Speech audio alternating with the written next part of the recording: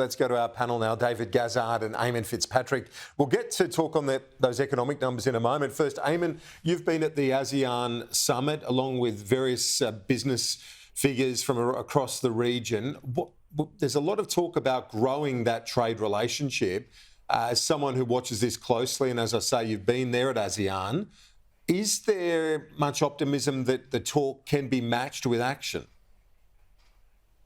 Well, thanks, Kieran. Look, there's a great mood here, actually, and there is more optimism than I was expecting. I think there's a couple of reasons. But when you look at the size of the ASEAN economy, I mean, it is pretty sizable. I think they're already the second or third largest trade partner we have.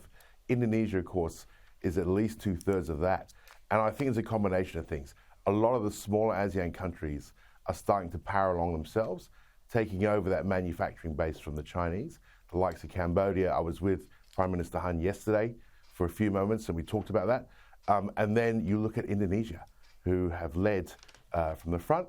They've undergone some serious transformation, real economic structural change in the past 10 years under the current the president.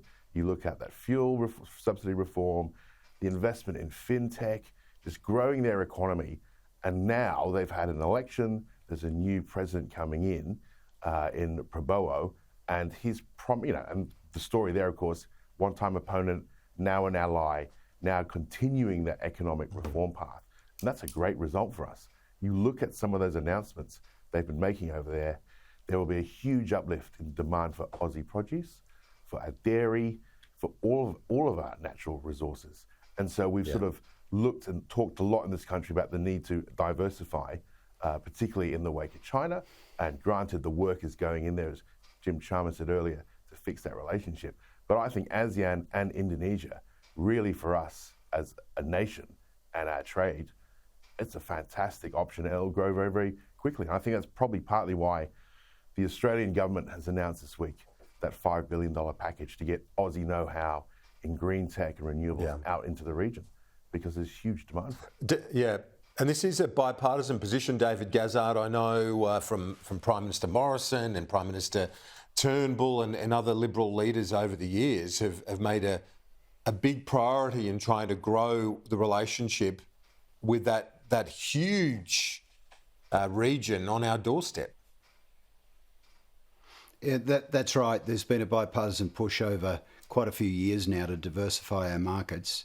To limit our reliance on China as one of our huge trade partners with the instability there and some of the things they're doing. But what this also does, and what was fostered under the previous Prime Minister, was closer security relations across the Quad. So I'm glad it's bearing fruit. I'm glad to see this government continue on the track with good trade and security advice in extending those policies, and let's hope we can build new markets right across the region and have them flourish for as long as possible.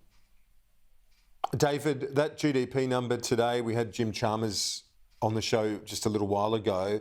The government could be navigating a soft landing for the economy. Obviously, a lot of people, and I put this to him, are still struggling. A lot of people doing it tough in the face of high inflation and high interest rates. But we might have seen the low point in the cycle when it comes to economic growth, David.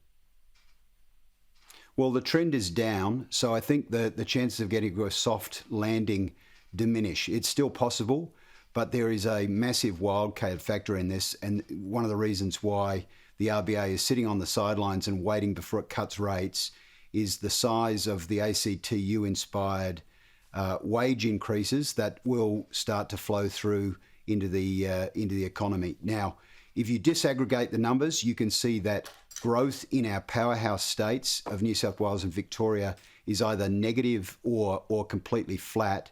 So we're being held aloft by minerals and other exports at the moment.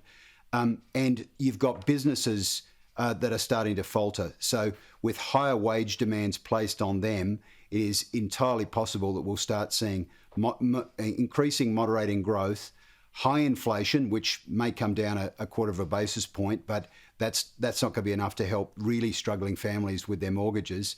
And you're going to see the cost of unemployment starting to rise. So, as we go quarter by quarter, and growth continues to moderate to be, as the Treasurer described earlier, weak, the chances of a soft landing may be becoming more remote.